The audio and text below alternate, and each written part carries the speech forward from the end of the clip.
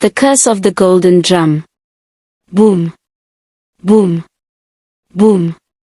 The sound of the royal drum echoed through the dense forest, sending birds scattering into the crimson sunset. Esi's heart raced as she sprinted barefoot on the dusty path. Behind her, the sharp cries of men pierced the air. "Don't let her escape. She has the drum," shouted Kwame, the chief's fierce warrior.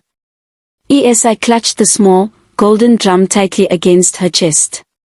Her hands trembled as she felt its mysterious warmth. She hadn't meant to steal it. The drum had called to her, as if whispering secrets only she could hear. "Run faster, Esi," she whispered to herself, dodging tree roots and leaping over fallen branches. The forest seemed alive, almost helping her. But the warriors were closing in. Suddenly, the path forked. Left led to the dark river, where crocodiles roamed. Right led deeper into the forest, where no one dared venture after nightfall. "Where now, girl?" Kwame's voice boomed behind her. Esi took a sharp right and disappeared into the shadows. Moments earlier, the small village of Nyamkai bustled with excitement. Today was the festival of the ancestors, a celebration where the golden drum would be played to honor the spirits of the past. The drum, said to have been gifted by the gods themselves, had not been played in 50 years. Esi, a curious and clever 12-year-old, stood at the edge of the crowd. She wasn't like the other children who danced and sang. Esi liked to explore and ask questions. And today, she had one question burning in her mind. "Why can't anyone touch the golden drum?" she asked her grandmother, Abina, who was stirring a pot of palm nut soup nearby. "Because it's cursed," Abina said simply, not looking up. "Cursed?" Esi's eyes widened. "How?" "They say whoever touches it without permission will awaken the wrath of the gods," Abina replied, her voice low. "The last person who tried disappeared forever." Esi frowned. She didn't believe in curses. She believed in finding the truth. That evening, as the villagers gathered around the royal stool, Esi slipped away. The golden drum sat alone in the chief's hut, gleaming under the light of an oil lamp. It was smaller than she had imagined, but its surface shimmered like the sun. Her heart pounded. "Just one touch," she whispered. The moment her fingers brushed the drum, a deep hum vibrated through the room. The oil lamp flickered, and the shadows seemed to dance. Before Esi could react, the drum leapt into her hands. She gasped as a voice echoed in her head.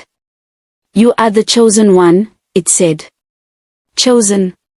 For what?" Esi whispered aloud. But the voice didn't answer. Instead, the door burst open, and Kwame stood there, his face dark with rage.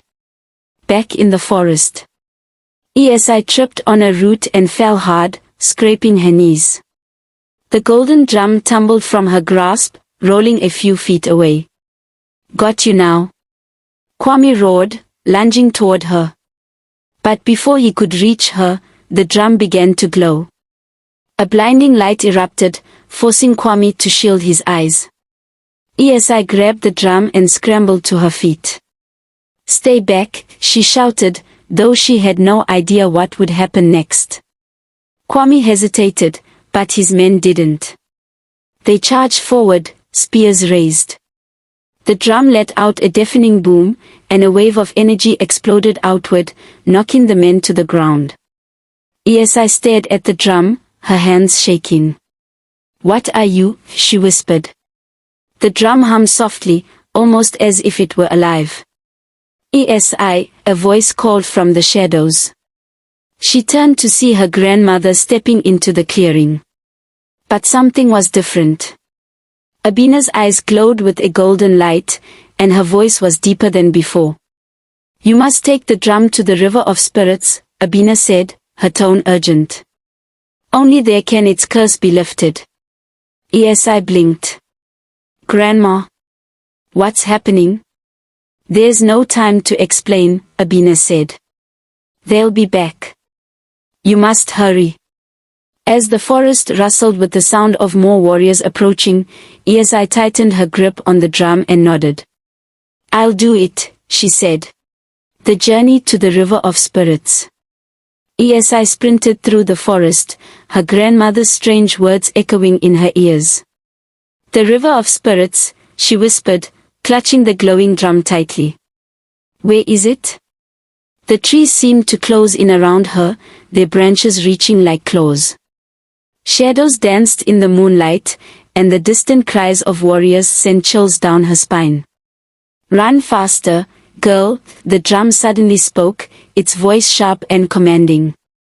Esi stumbled but obeyed. You can talk, she gasped. Yes, and I can do much more. But first, you must keep me safe. They will stop at nothing to take me back. Why? What are you? I am the key to a power they cannot control. Now move. Esi's mind spun with questions, but there was no time to think. She could hear the warriors closing in. Just as she felt her legs giving out, the forest opened into a clearing. In the center stood a figure cloaked in blue, holding a staff carved with intricate symbols. Who are you? Esi asked, her voice trembling. I am Niam, the figure said, their voice calm yet powerful. Guardian of the river of spirits. You have the drum. Esi hesitated. How do you know? Niam pointed to the drum, which glowed brighter in their presence. It has chosen you. But your journey is far from over. The river lies beyond the valley of shadows, and danger awaits at every turn. Esi's stomach sank. The valley of shadows. Isn't that where? Yes, Niam interrupted. Where the lost spirits dwell. But you have no choice. If the drum falls into the wrong hands, it will bring destruction to all of Ghana. Before Esi could reply, a rustling in the bushes made her freeze. They're here, Niam said. Go now. I will delay them. Esi ran until the trees thinned, and she found herself at the edge of a vast valley shrouded in mist. The air was cold, and eerie whispers floated on the wind. I don't like this, she muttered. Neither do I, the drum replied. But you must be brave. As she descended into the valley, shadows flickered around her. They were not human, but they had eyes, cold, glowing eyes that watched her every move. Who dares enter our domain? The voice hissed. Esi spun around to see a figure emerge from the mist. It was a man, or what was left of one. His skin was grey, and his eyes glowed like embers. I mean no harm, Esi stammered. I'm just passing through. The figure sneered. No one passes through the valley of shadows without offering something in return. What do you want? The man's eyes fell on the drum. That. No. Esi clutched it tighter. You can't have it. The man laughed, a chilling sound that echoed through the valley. Then you will stay here forever. Before Esi could react, the shadows closed in, their icy fingers reaching for her. Play the drum's voice urged. Esi hesitated but raised her hands and struck its surface. A deep, resonant sound filled the air, and the shadows recoiled, shrieking in pain. Keep playing, the drum commanded. Esi played faster, the rhythm coming to her as if by instinct. The shadows retreated, and the man disappeared into the mist. Breathing hard, Esi continued through the valley, the whispers fading behind her. By dawn, Esi reached the edge of a shimmering river. The water sparkled like diamonds, and the air was filled with a soothing hum. This is it, the drum said. Esi stepped closer, but before she could place the drum in the water, a loud voice shouted behind her. Stop right there. She turned to see Kwame and his warriors, their faces grim. You have caused enough trouble, girl, Kwame growled. Hand over the drum. Esi shook her head. I can't. You don't understand. I understand perfectly, Kwame interrupted. That drum belongs to the chief. You have no right to it. It's cursed.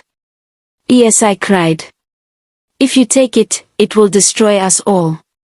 Lies. Kwame raised his spear. Give it to me, or face the consequences. Esi backed toward the river, her feet brushing the edge of the shimmering water. The drum hummed in her hands, its glow growing brighter. Don't be foolish, girl. Kwame shouted, his spear pointed at her chest. Step away from the river. No, Esi said firmly, though her voice trembled. You don't understand what this drum is. If I don't return it to the spirits, it will bring ruin to us all. Kwame laughed bitterly. More of your grandmother's stories? Enough of this nonsense. But before he could step closer, the river itself began to ripple unnaturally. A deep voice, ancient and resonant, rose from the waters. Esi speaks the truth. The warriors froze as the river shimmered and a towering figure emerged, a being made entirely of water, glowing with golden light. Who are you? Kwame stammered, lowering his spear. I am the answer, guardian of balance and protector of the drum. For centuries, your people have kept it safe. But greed and ignorance have tainted its purpose. Only this child has the courage to restore what has been broken. Esi's eyes widened. You mean? I meant to return the drum. Nyansa nodded. But the choice must be yours, child. Will you carry this burden and restore harmony? Esi looked at the drum, her heart heavy. She thought of her grandmother's warnings, the danger she'd faced, and the strange connection she felt to the drum. I'll do it, she said, her voice steady. Nyansa smiled. Then let it be done. Esi stepped into the river, the cool water lapping at her ankles. As she held the drum aloft, it began to hum louder, its golden light spreading across the surface of the water. What are you doing? Kwame shouted, panic in his voice. Stop her. But the warriors couldn't move. The river's light held them in place, as if recognizing their unworthy intentions. Esi lowered the drum into the water. The moment it touched the surface, a surge of energy erupted. The sky darkened, the earth trembled, and a blinding light consumed everything. Esi felt herself being lifted, her body weightless as the drum dissolved into the river. When Esi opened her eyes, she was lying on the riverbank. The air was calm, the sun shining brightly overhead. The warriors were gone, as if they had never been there. She sat up, her head spinning. What happened? Esi. She turned to see her grandmother standing nearby, her eyes kind and proud. Grandma. Esi ran to her, tears streaming down her face. I thought I'd lost you. You did not lose me, Abina said. The drum's curse has been lifted. The balance is restored, thanks to your bravery. Esi looked around. The river sparkled, its surface calm and peaceful. It's over. Abina nodded. The spirits have accepted your offering. The drum has returned to its rightful place, and our village will prosper once more. But what about Kwame and the warriors? They were blinded by greed, Abina said. The spirits have given them a chance to redeem themselves. They will find their way in time. Esi smiled, a sense of peace washing over her. I'm glad. I just wanted to do the right thing. And you did, my child, Abina said, placing a hand on her shoulder. You are stronger and wiser than you know. The ancestors are proud of you, as am I. When Esi and her grandmother returned to Nyamkai, the village was buzzing with life. Crops that had withered were now thriving, and the people were filled with joy. The chief called a meeting to honor Esi's bravery. "This child has shown us the true meaning of courage and wisdom," he declared. "Let her story remind us all of the power of humility and respect for the spirits." As the villagers danced and sang, Esi stood by her grandmother, her heart full. She had faced dangers she never thought possible, but she had come through stronger. That night, as the stars lit up the sky, Esi whispered to herself, "Maybe I'm not just an ordinary girl after all." Far away, the river glowed faintly, as if smiling back at her. The end.